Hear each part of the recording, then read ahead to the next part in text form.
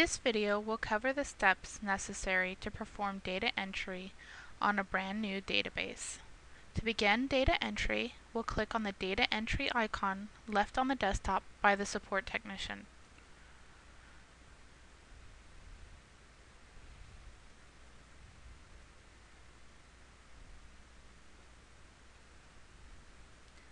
The data entry program is a simple user interface that allows you to set up your units before beginning to work with QuikStor Express.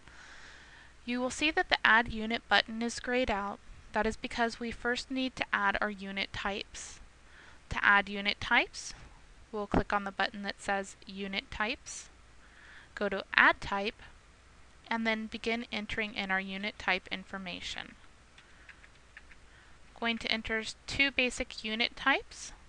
We'll enter a 5x5 for $45 per month rent on floor 1, inside, storage, with a roll-up door.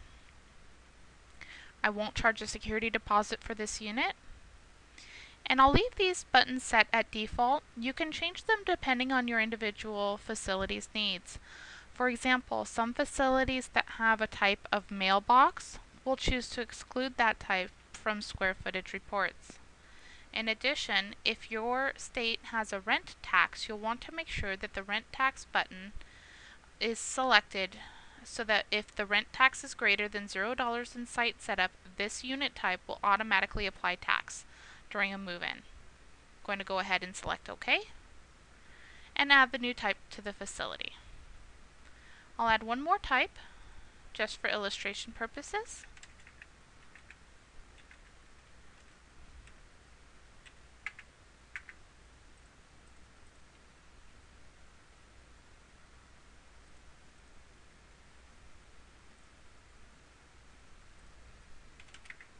And hit OK.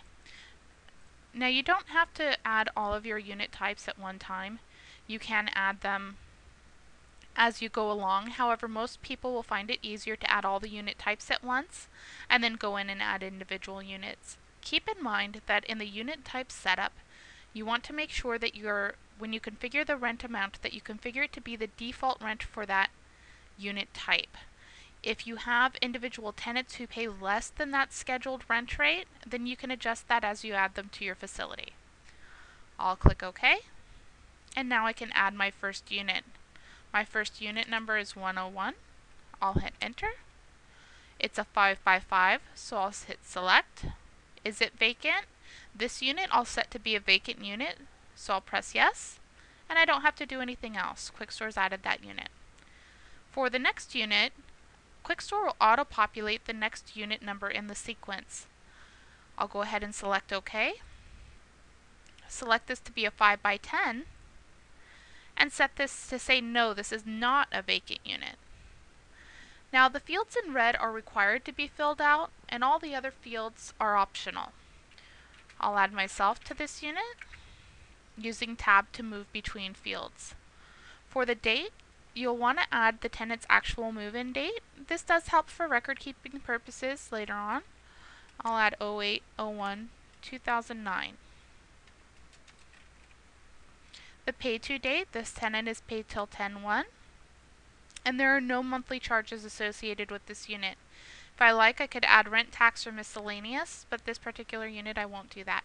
This unit type had a scheduled security deposit of $10. However, if the tenant did not have the security deposit on file, or for whatever reason left more of a security deposit, you can change that now.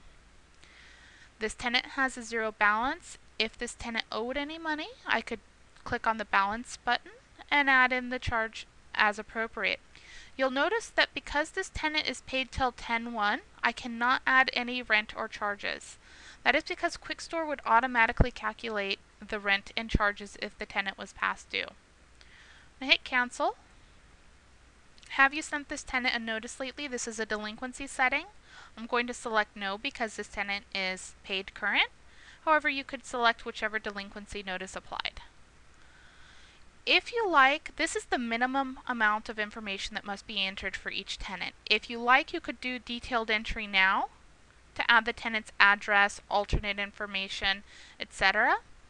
However, this step is completely optional. You'll notice that the OK button is not highlighted. The reason for that is that there is a required field that must be filled in. In this particular case, we can locate this required field by viewing the blue button, the blue tab, and then finding any text in red. Text in red is required and must be filled out before the OK button can be pressed. So now we've completed entry for this unit, and I will go ahead and hit OK. For the purposes of this demonstration, I'll add one additional unit as a delinquent unit.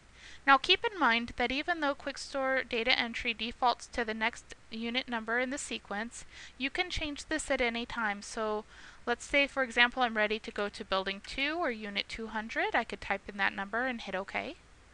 Select my unit type and add in my tenant. I'll put this tenant's move-in date as of 01/01/12 and the paid to date of 8/1/12. This tenant I will set at a special rate, so the default rate for this unit size is $45. However, I moved this tenant in at a discounted rate of $40.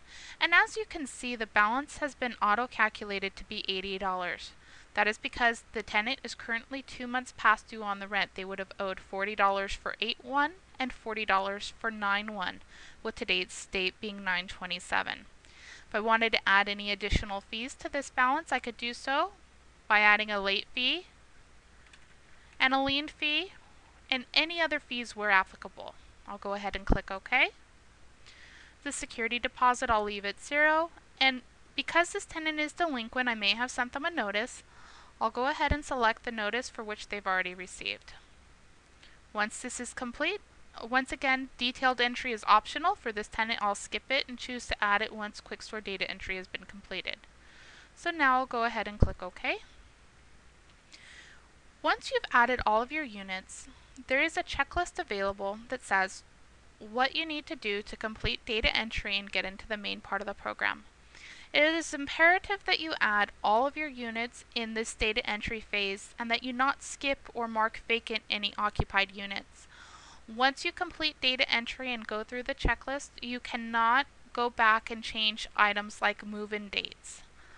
They can only be modified or edited in this data entry screen. So I'll return to main screen. I can see that I've set up unit types, I've set up units, and now I need to print a master list of tenants. So I'll return to the main screen.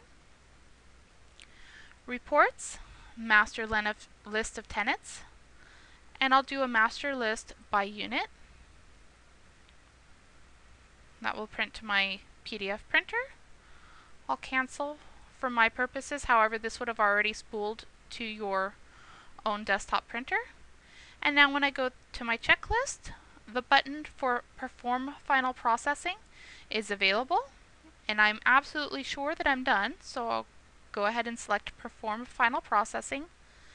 The system will prompt me, are you sure that you're ready? I'll select yes, and final processing will be performed. The program will tell me you have now finished with data entry. After you finish reading this, the data entry program will close and you will be back at your desktop. You may begin using the QuikStor Express program by selecting the QuikStor Express icon in the same spot that the data entry icon is in, etc. Go ahead and click OK, and go ahead and use the QuikStor Express icon to open the main QuikStor Express program. I'll use the username and password provided to me by my sales representative. In this case, it's manager and QuikStor. If you are prompted to run overnights, go ahead and do so. Overnights are an integral process of the QuikStor program and should be run whenever prompted. You may notice that this is a little bit different than what you saw in the demo. The layout isn't quite as modern.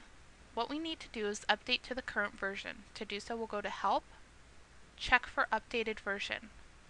The program will say you are using a version that is older, but the version that is newer is available. Do you want to update your application now? I'm going to click yes. The numbers that are displayed in that window are not as important as the fact that it allows you to update. QuikStor is constantly improving our program, and so the version would be different by the time that you install your software on your own PC.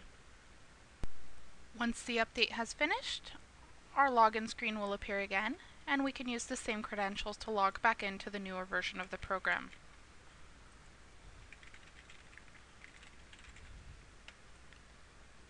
Here we can see that the new features and updates in this latest version of QuikStor Express.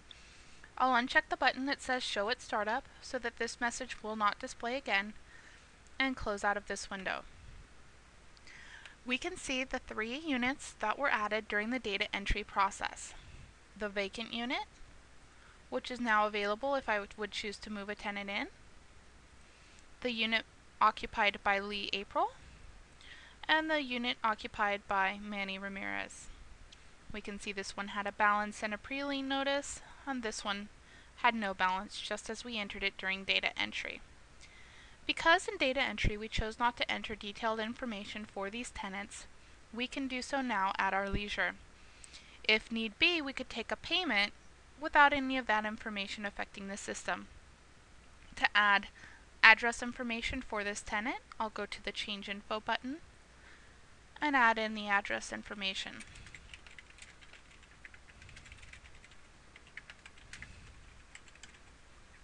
Now remember that any tab in blue has a required field designated by red text that must be filled out before we can hit the OK button. Now that data entry has been completed and all of our units and tenants have been added, we can begin using QuikStor Express for our day-to-day operations. Congratulations!